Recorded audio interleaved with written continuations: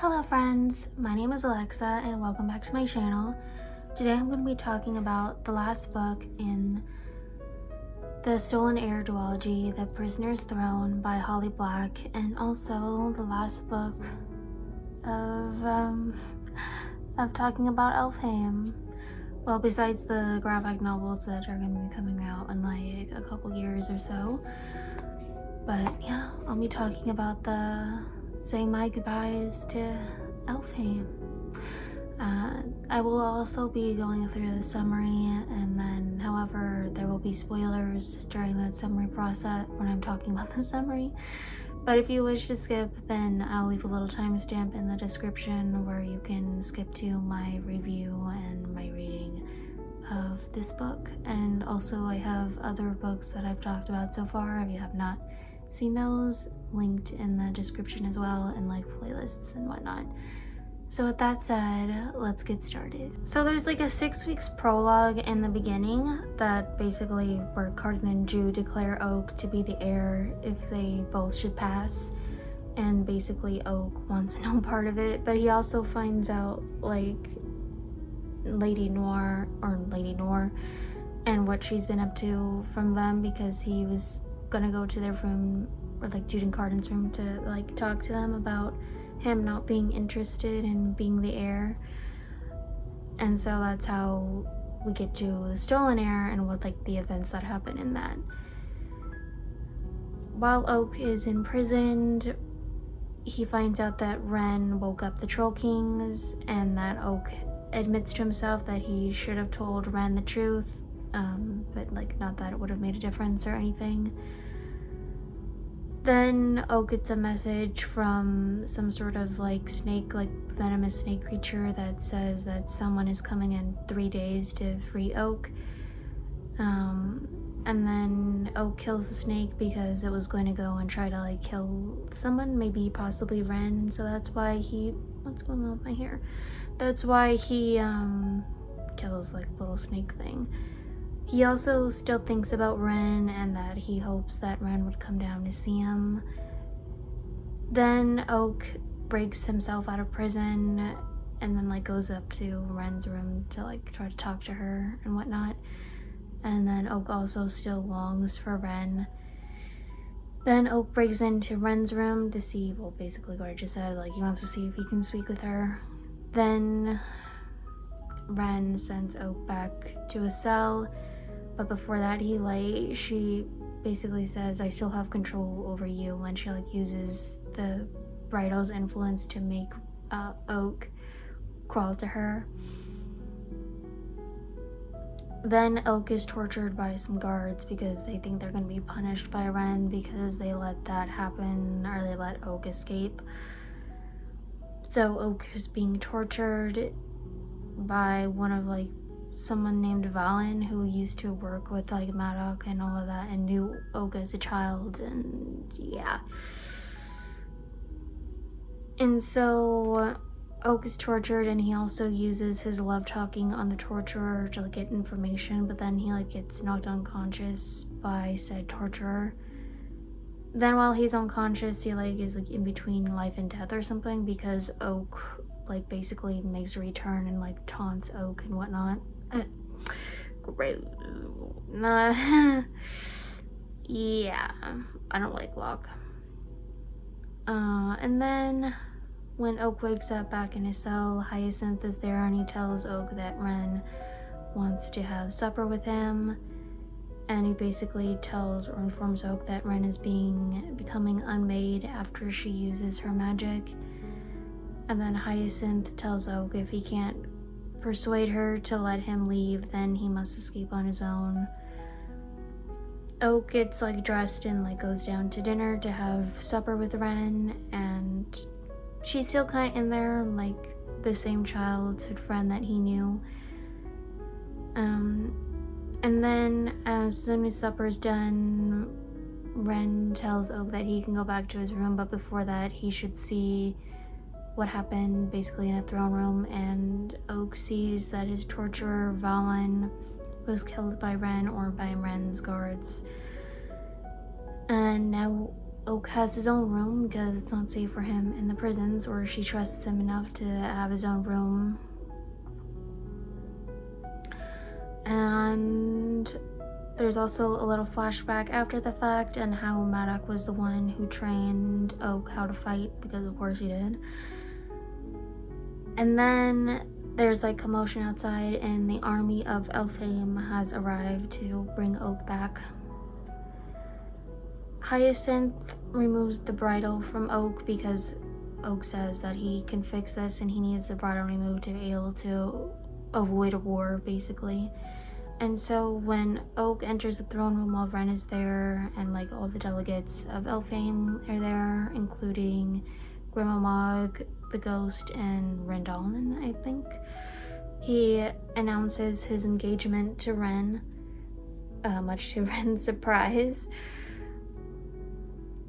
And then by the next night, or the day after, Ren and Oak will leave for Elfhame to have a wedding and for Ren to sign a treaty. Then Oak and Ren get on a boat and they leave for Elfhame, and it will like take him 3 days to return. And Ren has this moment with Oak where she wants Oak to break off the engagement as soon as possible. And like Oak is kind of reflecting on, or like reeling on that fact that Ren does not want to marry him. And then there's also a cute little moment with Ren in the cabin, in the ship's cabin, where until it wasn't cute. Ren basically asks him to use his love talking on her, and it doesn't go well, obviously. And also then the Undersea is attacking the ship to Elfhame by one of the suitors for Nicasia. Then Ren kills the tentacle creature, but all at a cost to herself, because remember, if she uses her magic, she becomes unmade herself. And then while she's kind of fighting, because it kind of takes it out of her, she tells Oak some hard truths, like basically, has anybody really truly loved you? You know what I mean? And then after all of that, while Ren is recovering, Oak talks to Ghost and asks who poisoned his mother, because he made a deal with Hyacinth in the Ice Citadel that if he'll remove the bridle as long as he finds the person who killed like Oak's mom or whatnot, or like who's involved in the murder of Oak's mother, and basically like chop off his hand or something as like proof or something. I don't know. Ghost says Locke knew who killed his mother and that he should tell that Oak should talk to Taran because she knows too, I guess.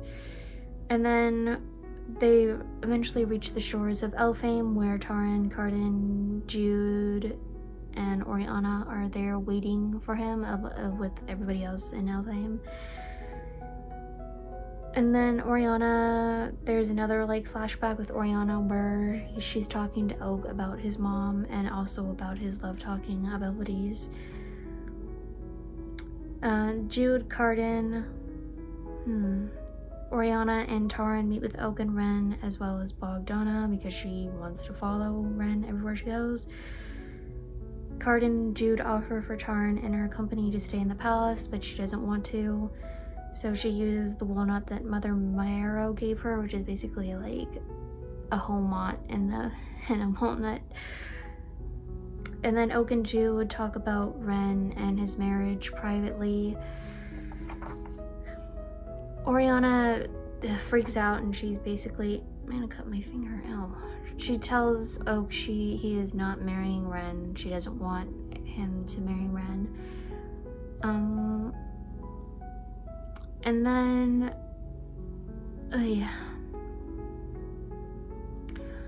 Ren still wants Oak to call off the wedding. Oak basically tells her, call it off yourself. And then they don't go on a picnic because Oak was planning a picnic, but all of like the arguments and all that decide not to, so Oak goes off on his own. And then Oak kind of in his head says that Ren doesn't want him, which quote unquote doesn't want him, but you know. Then there's like this little banquet for like the wedding, or like the night before the wedding, or yeah, night before the wedding, I think. Ren removes the curse that was played on Jude by Valerian that happened all the way in the Cruel Prince, and also destroys the bridal. Oak and Ren are cute. They do like they dance a little bit, and then they have this moment in the garden where Oak is a little freaky and Ren is also a little freaky. Well, they're a match. And that's when Ren and Oak have their first time together.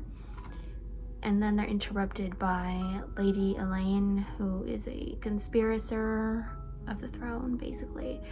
And then Ren goes off, and then Lady Elaine and Oak talk or whatever. And then I guess Ren and Cardan have a private conversation. I kind of wish we got to see what that conversation was about, but oh well. Oh, and then Oak found out that the ghost killed his mom, and he's pissed off that the secret was kept from him. Understandable, because why would you want to tell him? But okay.